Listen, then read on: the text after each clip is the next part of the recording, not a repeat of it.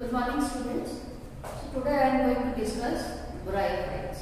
In the last video we have discussed about algae, different groups of algae, and today we will discuss about bryophytes.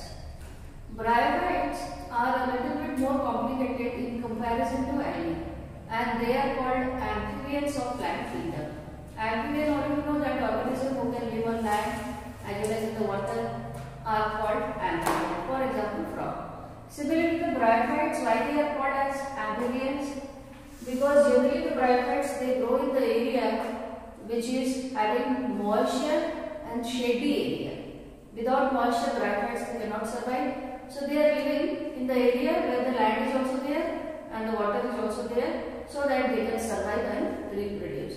So that's why the bryophyte they are called as amphibian of the plant kingdoms. Now we will discuss about general character of bryophytes. For example, the bryophytes, you have to remember the name. Now these are all the new names. Rixia, then Marfansia, moss. These are all different examples of bryophytes, and because we have not seen bryophytes, so it will be difficult to assume. Okay? So what are the general character? The plant body is more differentiated than that of algae. So the algae, these are all the simple organisms, where the plant body is either single cell or the filamentous. But here you can find out it is a little bit more complicated, and the plant body is multicellular. Thallus is prostate of the erect. Here the plant body, so that is called thallus. So if you see bryophytes, then the structure looks like this. Like this, and the size is only this much, very small. So generally after the rainy season, you can see the bryophytes, they are growing on soil. So the plant body is called thallus, because here you can see there is a root-like or the stem-like or the leaf-like structure, but exactly they are not root or the stem or the leaf.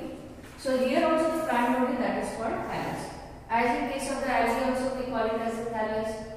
Here also the plant body is called thallus, and the plant body looks like this. So either it can grow prostrate on the soil or it can grow erect. For example, suppose you take the Rixia and the Marfansia, now they are attached to the soil. Whereas the moss, which is a small plant-like structure, so that is developing erect from the soil. So both are available. Then attached to substrate by unicellular or multicellular rhizoids. As I told you, there is no root, but in the absence of the root, rhizoids are present. These are all rhizoids. So the rhizoid is a root-like structure. Either they can be single cell or they are multicellular. And these rhizoids, they are entering into the soil and they are helping the plant to attach to the soil. Then the plant body is ramified. Here in the bryophyte, the plant body is haploid. Normally in the angiosperm you have seen that the plant body is diploid. But here the plant body is haploid. And it is called gametophyte. Then it can reproduce asexually also and sexually also. And the sex organs, they are multicellular. The male sex organ is called antheridium and the female is called archegonia. Spores are produced in sporophyte. When the male and the female gamete fuse together to produce the zygote, then the zygote is developing into embryo, ultimately into sporophytes. And inside the sporophyte, spores are developing. When the spores they germinate, then they can produce the new plant body. So if you take the economic importance, then the bryophyte is having little economic importance. As in case of the algae, there are so many economic importance are there.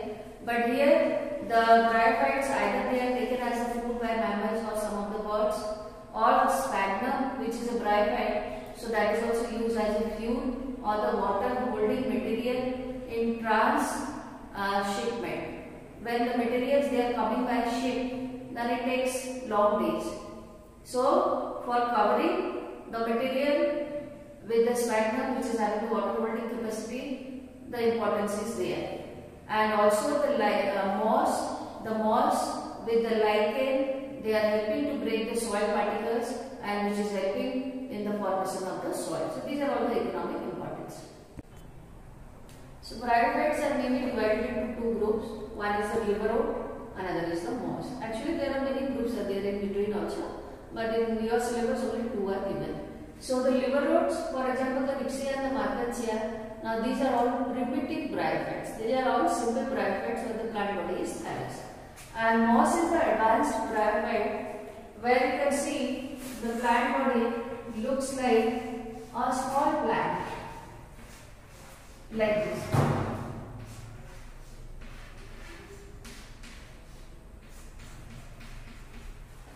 So generally on the wall you have seen there is a green carpet during the rainy days. So that green carpet is nothing but moss. Now if you separate you can see individual moss plants. Okay. So the moss is the advanced bryophyte and the liverwort. So that is the primitive bryophytes. Now we will discuss about the different parts of the thallus. So this is the thallus. Now in the middle portion you can find out there is one groove is there. So that is called dorsal groove, or you can say also midrib. And in the groove the water is there. Sex organ they are developing inside the groove. And these are all the rhizoids. Then how bryophytes they are dividing by the vegetative method. So either fragmentation or the gamma formation.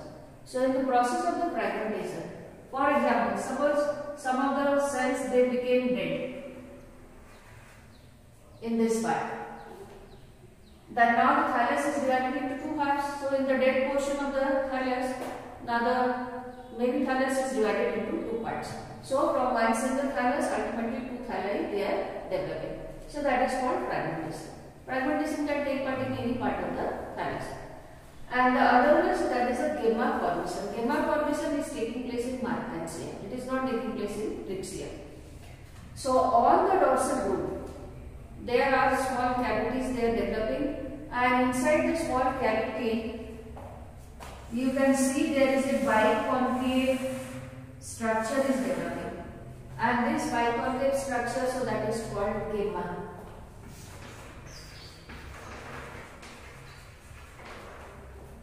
So the gamma, it consists of green cell which is having chlorophyll pigments, and it is connected to the gamma cavity with the help of the small stalk.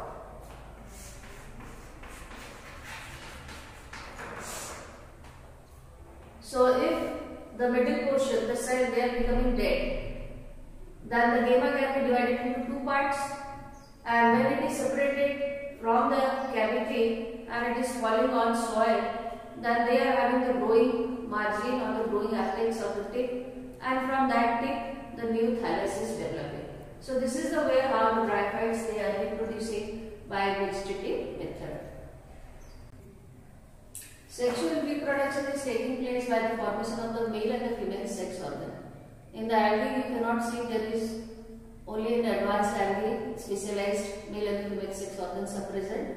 Otherwise in the algae you can see there is simple fusion of the male and the female gamete.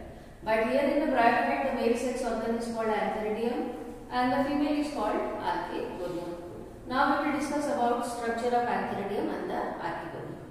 So mainly the antheridium and the archegonium they are developing on dorsal groove which is present on the middle line of the thallus. And the antheridium it consists of two parts. Now this is called the stalk. The stalk is connected to the cavity which is called antheridial cavity. And the stalk is multicellular. Then the antheridium, so there is a sterile wall is there, and the sterile wall so that is covering the fertile cell which is there in the middle, and the fertile cell they are called androcyte mother cell. So bryophyte the main plant body is haploid. Okay. So here also the androcyte mother cell they are also haploid. So they are dividing by the process of mitosis, and they can produce the male gamete which is called androcyte. So all the cell which is there in the middle or the central portion, now these are all the fertile cell because they are haploid, so they are dividing by mitosis to produce the haploid male gamete which is called androcyte. So the male gamete is also having flagella. Because the male gamete requires water to swim towards the female gamete. So the flagella is helping in the process of swimming. Then this is the female sex organ which is called the archegonium. The archegonium is a flask shaped structure. Now the lower spherical portion is there. Now the upper portion is narrow. The upper portion is called the neck. Neck is having the neck canal cell. And the tip of the neck, so that is surrounded by the cover or the cap. Then the lower basal portion is divided into two cells. The upper one is called the neck canal cell and the lower one is called the egg cell. Okay, so these are all the structure of the archegonium and the archegonium. So when the male gamete they are produced, then the male gamete will reach to the archegonium. Then the tip will dissolve. Also there is no requirement of the neck canal cell. The neck canal cell will also dissolve and a passage is created. So that this neck canal cell also dissolve. So that ultimately the male gamete will come to venter. The lower portion is called the venter. So the male gamete will fuse with the egg cell to produce one single cell which is called zygote. So as I explained to you, the male gamete can fuse with the female gamete to produce one single cell which is called zygote. Now the zygote is dividing and the redividing to produce the embryo. Zygote is diploid. Then from the embryo there is development of a sporophytic phase, and that is called sporogonium. So here you see the male and the female gamete they can fuse together. Zygote is one single cell which is produced. Then the zygote is divided to produce the embryo. Then the embryo is just a ball of similar kind of the cell. Then from the embryo it is dividing periclinally to make a sterile wall. And the inner cell, which are sporogenous tissue, they are divided by meiosis so that they can produce haploid spore, because the main plant body is haploid. So here it is divided by meiosis to produce a number of spores. When the spores are liberated outside by the breakdown of the wall, then they can germinate to produce new thallus. So as the spores are haploid, so naturally the thallus, so that is also haploid. So the main plant body, that is called gametophyte, so that is the predominant phase in bryophytes, whereas the sporophyte, that is only for a short period of time.